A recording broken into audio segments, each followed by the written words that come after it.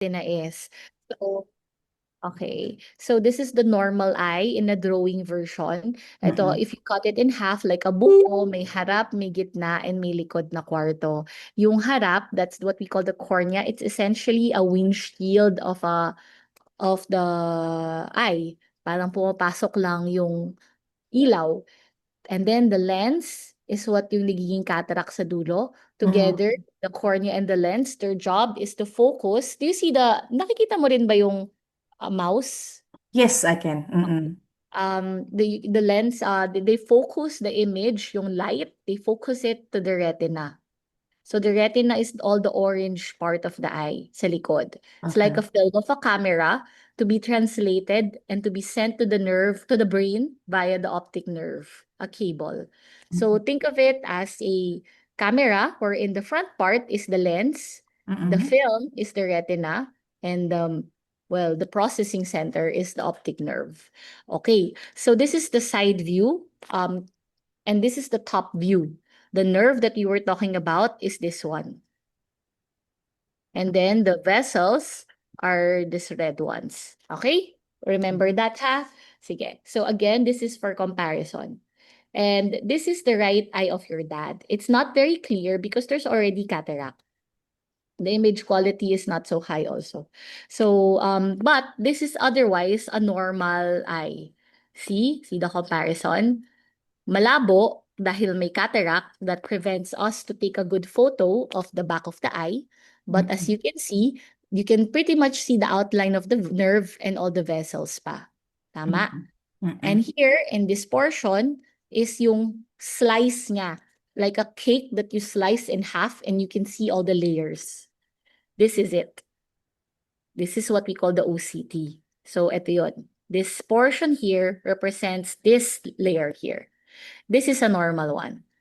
So the right eye has normal, relatively normal findings. Let's go to the left eye. So this is the left eye. Apart from the malabo, from the cataract, we can also see this very red one. Obvious naman, di ba? Very Mm-mm. clear naman. That is the submacular hemorrhage, the hemorrhage under. This is dated 318. So this is a week 11 days after the first incident na naramdaman ng daddy mo. Mm-mm. So, this is the side view of it, na wala na yung magandang kurba. Wala na siya. Instead, may deposit dito sa ilalim. And that's all the blood that's deposited there. Okay? Mm-hmm. So, our running diagnosis for your father is called PCV, polypoidal choroidal vasculopathy with submacular hemorrhage. Because of this, the presentation, but it's not the only one that can cause submacular hemorrhage.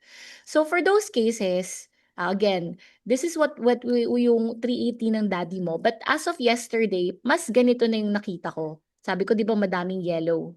Right? Asan yung yellow dyan? Yung Ito yung sa dad mo nung unang best, 318, March 18. March 18. Tas I don't have a ngayon, photo of yesterday, pero looking online for something similar, it's a little bit like this. Yellow na yung gitna. Naalala mo yung sinabi ko sa'yo, yung pagpasa, ang mm-mm. kulay na red, nagiging yellow. And in time, that color red will become a scar. Scar. Okay. Yan. Scar. So, yan yung nagiging lason dun sa retina as far as I'm concerned.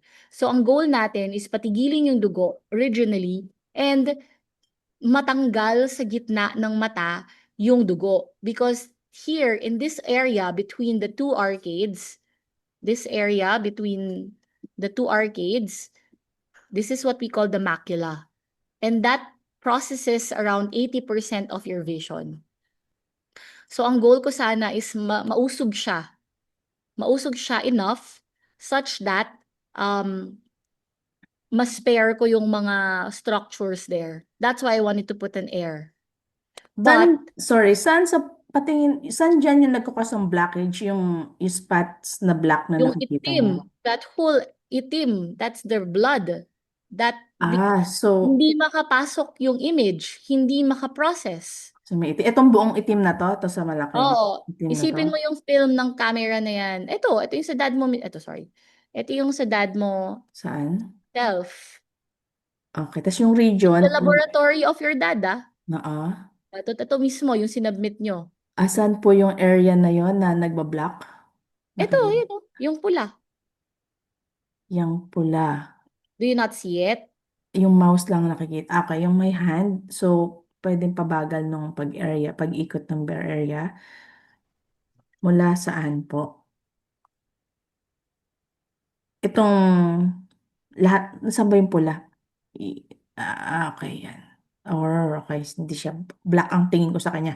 Pero, yan yung part na, okay, yan yung dapat Yan yung tanggalin. dugo. Sa itatay lang sa dad mo. Yan yung sa dugo sa Oh, dad niyo po. okay. So, yan yung Okay? dapat matanggal. So, Okay. dapat yun yung goal ko is itanggal siya sa pwesto. Pero yun nga yung sinasabi ko, normal na ini-injectan lang, tapos hahayaan siyang kusang Lumabas. i-absorb ng katawan mo. Pero in my experience, nagiging ano kasi yan, nagiging scar, and when it becomes scar, parang nalalason niya yung photoreceptors or yung structures for it. Okay. Okay? So Okay. moving on, yung yesterday, hindi ito yung sa dad mo ha. This is just a representation, okay? Mhm. So, just for you to understand kung ano where I'm coming from. But apart from this, meron din tayong vitreous hemorrhage sa kanya. So, yung dugo na nakita mo kanina, if we put it on side view, nandito lang yung lahat sa ilalim. Okay. But yung sa dad mo, meron na rin nag-breakthrough bleed. So, on top of what I saw yesterday, What do you nung mean like clinic breakthrough sa clinic, bleed? okay, sige, eto na lang. So, eto yung dugo, another patient nakaparehas sa dad mo. Okay. Ayan yung dugo. Tapos, sa sobrang laki ng dugo sa ilalim, isipin mo na lang parang a tight bag. Kasi dapat tight yan eh. Dapat ganun yan, manipis, dikit na dikit. But Mm-mm. because of the space na nag-occupy ng blood, nag-leak out na yung dugo niya, na-pierce out niya na. And it became something like this, vitreous hemorrhage, yung letter F. Okay. So, hindi mo nakita yung structure. So, as of yesterday sa clinic, not only would I see yellow parts, and nakita ko rin, meron nang nag-breakthrough bleed. But I Madami? was Madami ba yung not so nag-break? much. Kaya ko pang makita yung structure. Okay. Kaya willing ako to undergo yun pa rin yung pag-displacement. Oo. So, yun. Pero this is a side view. So, hindi na lang dito, pati ito. Okay? So, yun. Um, Mm. and then, pagdating ko doon sa bed, when I was about to inject, ganito na, this is again an example. Ito na yung nakita ko. Angat na yung retina sa ilalim. So, from yung kanina, to combine all the images, meron siyang dugo dito sa ilalim, meron Mm-mm. siyang dugo dito, and meron na rin siyang retinal detachment. That's why hindi na tayo pwedeng mag-inject ng hangin at diretso operation na tayo. Okay? So we Mm. now have three problems for the left eye of your father. Yung retinal detachment, saan siya na-detach? I believe it is because from the effect of the vitreous hemorrhage. Mm. So, continuous yung hemorrhage. It's a process. It's a continuous process. So, until now, nag-hemorrhage pa rin siya inside, I no? don't think so. I think ano siya, it's sticky, so Oo. na-pull niya yung retina when it contracted. But of course, these are just postulates or Assumption, oo. hypotheses. Mm. Have we seen this before in others? Short answer, yes. Sometimes, sobrang massive din ng dugo na napupunta siya sa ilalim na aangat niya rin. It Mm. really happens. But whatever the cause is, it just shows one thing. Hindi na siya pwede for pneumatic displacement.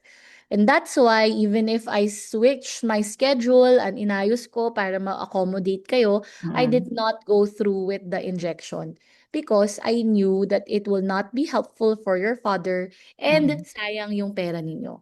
Oo. But he would still undergo, he would still need to undergo procedures to remove it, to address it, and most of all, kailangan niya pa rin yung injection na ino-offer sa inyo ni Dr. Ermita because yun yung pangpatahimik ng dugo, ng active proseso, ng Is vascular. it not the same, yung injection na inoffer ni Dr. Ermita plus the injection that you're supposed to do, is it I not was the supposed same? to do 2 injections sa kanya, isasabay ko. It Pero was yung another sa'yo, yung injection with first, with the gas. But sabay. yung first injection, yun din yung kay Dr. Ermita. Not the same med, but it's the same mechanism of action, anti-VEGF. Oo. Okay. So, yun yung pwede. Yung second, hindi. Kasi yun yung gas, yung sa likod. Actually, hindi na rin siya pwede kasi okay, mapapatahimik niya yung pagdugo sa ilalim pero hindi niya matatanggal yung mancha na vitreous hemorrhage. May maintain pa rin. Gets mo ba? Yung Parang pangalawa, oo, yung iwan pangalawa, mo lang. pero yung una, yung pag-absorb ba ng blood, yung sinasabi mo, dapat ituloy pa rin kay Dr. Ermita, ano Yes, yun? Ba't hindi yun yung natin yung gamot. ginawa? Yung, Because hindi na wala ng kwenta, because detached na yung oo. retina. Because you Oo, have to pero yung remove it. sinasabi mo na itutuloy pa rin yun? Sabay sa day of the surgery po. Okay. Okay Ah, na? Sige po. okay, sige. Okay, sige. Tuloy yun, di ba from the beginning, our plan is to do it all in one sitting. So, Mm-mm. ang gagawin natin is what you call vitrectomy. So, tatanggalin po natin yung gel, Mm-mm. tapos ibabalik natin sa tamang posisyon yung retina, tapos isa-suck out natin yung mga fluid na nag-collect underneath. And kung kaya kong tanggalin yung blood, I will try it. But kung ito ay dangerous, ibig sabihin, pangit yung chance na mas lalong makaka-harm ako sa kanya by removing it, then I will not be able to remove it. And then, after that, syempre, kailangan natin ng panulak. And this is where the gas or the oil comes in. Because your dad's detachment is sa ilalim and meron tayong malaking blood na kailangan i-displace, then the gas is not the right option for him. Dapat oil lang ilagay. But ang trabaho pa rin ng gas at or ng oil is panulak. So see here that by pagyuyuko, mapupush nung gas or nung oil yung retina in place. Kaya kailangan nakayuko siya. How long? Kasi yun, syempre, matanda na, di ba? So, how Well, long dapat? kaya oil din naman talaga yung nilagay natin. The optimal time for it to be nakayuko is mga 2 to 3 weeks. Although some do 3 to 6 weeks para ma-maximize nila. Ngayon, kung hindi talaga niya kayang yumuko, wala tayong magagawa. We will do the best that we can, di ba? Side view, pwede din, kaysa wala. Pero yun nga, ang success rate natin will be determined by how masunurin din yung daddy mo. And that's why I needed you to see this and to understand na I can do a very successful surgery po. Pero if our patient fails to do his part sa post-operative course, Mm. then may limitations din po yung kaya ng technology ko. Ang Okay? yuko is pati ba kasama yung katawan or pwedeng kahit Pwedeng ulo lang, ulo pwedeng lang? nakatungo lang. Oh, kasi Meron parang din in-offer kami, din sa kanya yan, actually, doon sa oo. Batangas. Pero kasi, ang sabi sa kanya, lying down, at yung baliktad. So, parang hindi niya kaya 24/7 daw, na gano'n. So, syempre, Ideally, ideally. Pero oo. syempre, pagkakain, nakatihaya. Pag naliligo, tihaya. Pag magpapatak ng gamot, upright, not tihaya, upright. But the rest of the days, pwede siyang manood. Meron din nabibili sa internet, sa Shopee, like mga retinal detachment pillow. Para siyang inflatable na balloon, tapos Mm. ilalagay mo yung ulo mo na gano'n, para nakayuko. Pero Okay. hindi necessarily nakadapa. Oo. Pero I mean, pag nangawit talaga at pwede naman back and forth yung parang, Oo, back and forth. papahinga mo Hindi naman lang. siya, oo, papahinga. Pero yun nga, sometimes ginagawa namin nakatingin, nakaganon sa pader o kaya Nakagilid. sa lazy boy, nakaganon sa Okay. upo, Para lang. para may tungkod. Ano yung Tapos yung dalawang paano pagkakain? kakain syempre ganun. So, hindi naman siya 24/7, pero ako ay, for it to be optimal, ako I encourage at least 20 hours a day. Kasama na kasi yung tulog na nakadapa or naka-side view na tulog. Okay? Side view. Okay, So, okay. not so much yung side view because you want to push it at the center. And as you can Oh. see here, to push it at the center, face down yung perfect position. Mm-mm. Okay? So, yun. And since may cataract na rin yung dad mo, isasabay na natin yung cataract surgery. Okay. So, Okay. essentially, this new surgery will be a combination of cataract surgery, uh, retina detachment surgery, injection of the medication, and laser. Kasi yung laser, kung ano man yung mga natanggal, siya yung, isipin mo para siyang thumbtacks or stapler. Na Mm-mm. yung retina, yun yung wallpaper na nahulog. I don't have glue that you can put under, so you will thumbtacks or stapler it in place.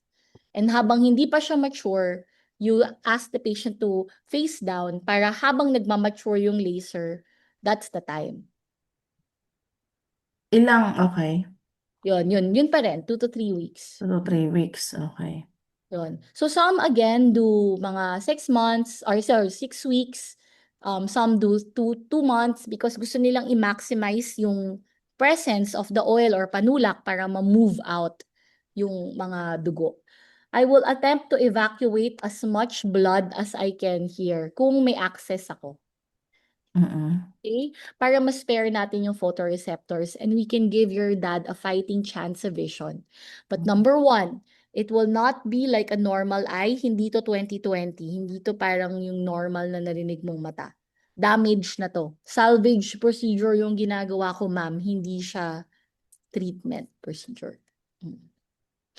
Ano Tapos ang, after pero I mean, makakabasa naman kahit malabo. most likely, makakabasa ng mga malalaking letra, super laki, or mga daliri. But yun yung parang enough to eat, to take care of him, to dress himself, ganon. Kasi kung Depende. hindi even yung eye ng right and left, hindi ba siya mahihilo nun or, di ba? Well, we have no choice, ma'am. If we don't do this, then I mean, wala. ano ang pwedeng ilagay sa mata na yon para hindi iba ang vision ng left, iba ang vision ng right? Wala, ma'am. This is the only way we can do this. Mm. That's why you also need the subsequent injections po. Kasi yung subsequent injections, hindi porket na-evacuate ko na yung dugo at nadikit ko na yung retina, tumahimik na yung original na problem, yung PCV na sinabi ko sa'yo kanina. Pwede ulit siyang mag-rebleed. Pwede ulit siyang mamaga. That's why we need the additional injections and sometimes maintenance. We do have patients who have undergone maintenance injections. 1 in 3 months, 1 in 4 months, ganun. Okay. May maintenance sila. Para kasi we try to, konti-konti namin yung ita-try to stretch yung spacing. May So, ano ba to? Mayroon ba tong kinalaman sa kabilang eye? Like, um, pwede bang ma-damage yung kabilang eye because of this? yung right eye niya also has drusen, parang mga have you heard of age-related macular degeneration? Age-related. Oh, hindi ako masyado familiar. Okay, so ang age-related macular degeneration will also eventually have abnormal vessels. Pag Mm-mm. nangyari na nag-bleed or naging active yung abnormal vessels, yung mga late stage niya, then short answer, yes. The right eye can also have it in the future. Right now, medyo malayo pa yung state na yon sa right eye niya. Mukhang wala pa naman. Mm. Pero may May mga way area. ba para maiwasan yun? Sa ngayon, the only study that is proven to have some sort of protective value is oral supplement called AREDS2. I will give it to your dad Okay. eventually. Right now Okay. kasi I'm just focused more So, for the sa left surgery. muna tayo. Okay. Ideally, gusto ko nang i-start, pero it Oo will nga be eh. additional expenses sa inyo. It's Kung okay na, okay. I'll Doon just give muna. it to you, tapos kayo na lang po bahala mag-decide if you want to start it na. Ate yung mga But option.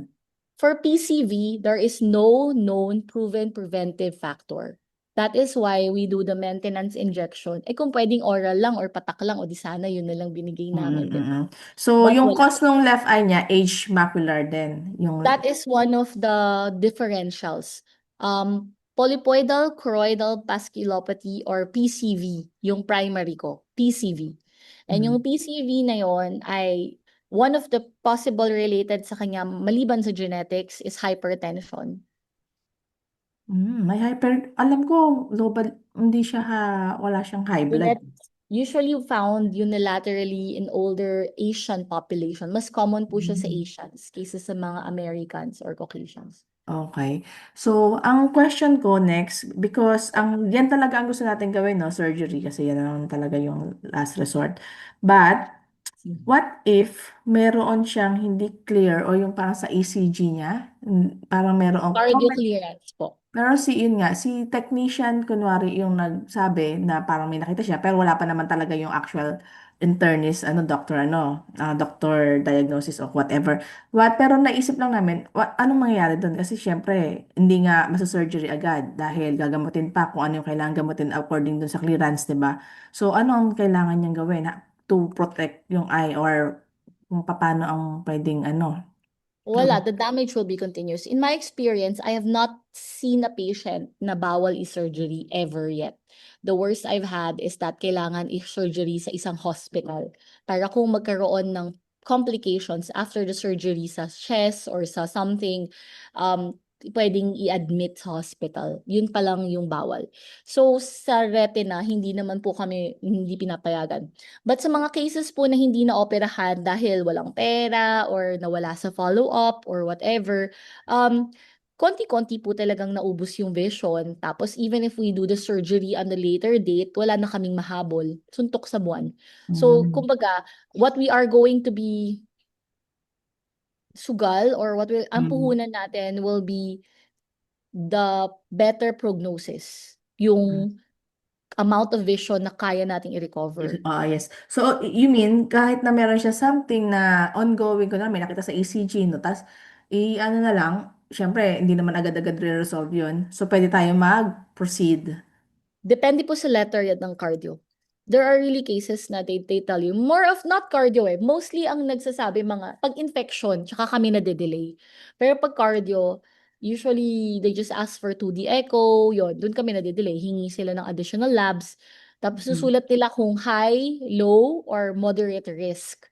Pag high risk, mag-uusap ulit tayo. Gusto nyo pa ba? Kasi ano yung percentage na mag-recover yung dad mo? Are we just gonna sacrifice this eye? Yun po. Ako, Okay. I don't say no to ice. I don't sacrifice ice, but I will give you the correct, Syempre, oo. my correct impression. And syempre, if the benefit, it's always a benefit harm. Every surgery, every procedure will have a harm. Konti. Even magpa-prick ka ng pimple sa derma, Mm. pwede yang mamaga at pwede yang ma-infect, di ba? There will Mm. always be possible complications even if you go to the best doctors. Mm. But it's always about a balance. Ano ba yung mas makukuha natin? The benefit or Benefit, the no? harm? Because kung Mm. mamamatay ang kapalit ng surgery natin, we'll give up on the eye. Mm. Yes, Pero okay. kung mas malaki ang makukuha niyang benefit by being ambulatory because we want to fight for the eye, then we will Mm. pursue. Yun nga Right eh. now, Mm. I will not be telling you all of this kung ano. Kasi some of my patients, ma'am, as a retina specialist, we have patients na yung mga diabetic, nag-hemodialysis, Mm, Tsaka hindi naman siya sobrang malayo na tagal doon. eh. I think hindi pa naman siya talagang super tagal na napabayaan. Actually, first few days, nagpunta na sa doctor eh. Kaya lang sila yung hindi agad nag-action. So, yun. Pero Well, these are, ano hopefully, naman po, the way I see it po, parang yung mga request naman po nilang labs, mga ganun, they are all standard naman po. Iba-iba mm, lang talaga mm, tayo ng parang siguro yun how nga we eh. explain things. Kaya nga we And thought so, na okay pa kasi pinababalik siya ng April 11 for injection. So sabi ko, if ophthalmology naman siya, di ba? Ophthalmology siya. So ibig sabihin, nakita yan, dapat by standard, chinek yan kung urgent or what. Kasi pinapunta ko rin siya sa ER actually ng St. Luke's eh. Kahit man lang, consultation lang. So pagdating sa ER, sabi nung nakausap niya, balik na lang kayo sa clinic. So ibig sabihin, sa isip ko, baka hindi ganun ka-urgent, di ba? well, sa Optha World po, hindi naman siya nasa libro as urgent.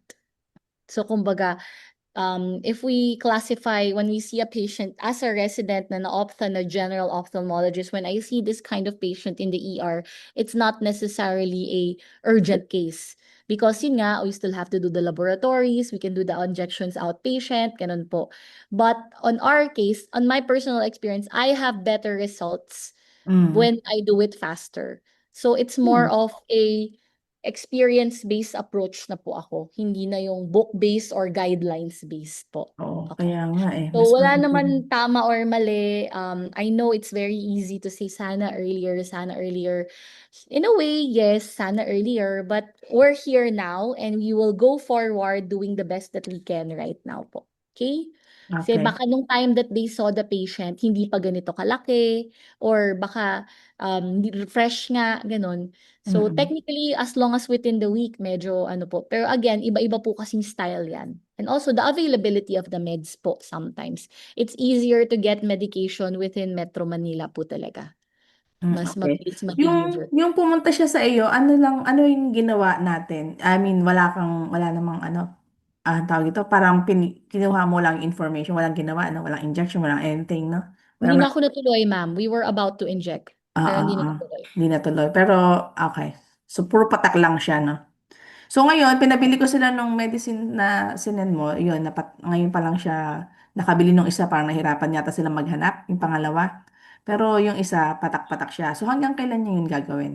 Until ma-surgery po kayo. Until Those ma-surgery. are delaying tactics Mm. para sana less damage in the eye.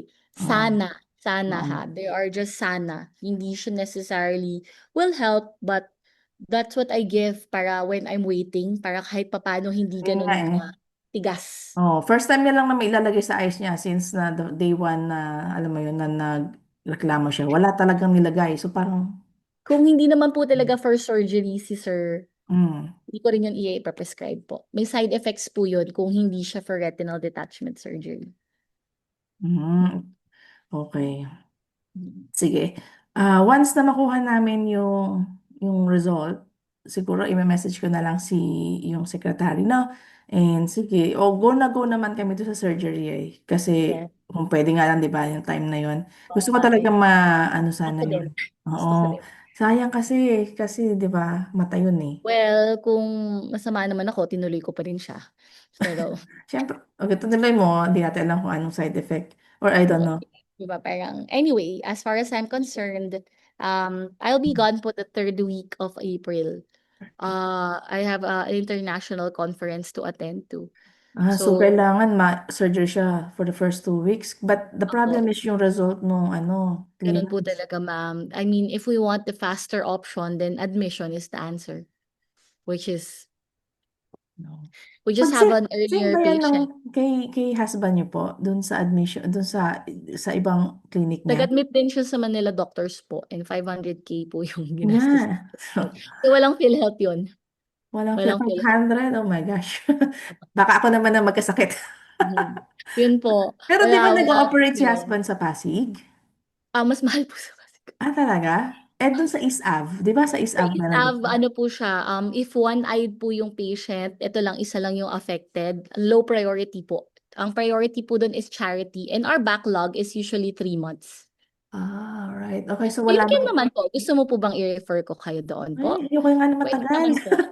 Naano nga ako sa. Ay, meron pa. Any Okay. any government po, ma'am, whichever government agency I will send you to, always remember po na it will be, ang puhunan niyo po ay pasensya at Hindi na yan. panahon. Kaya ng ano.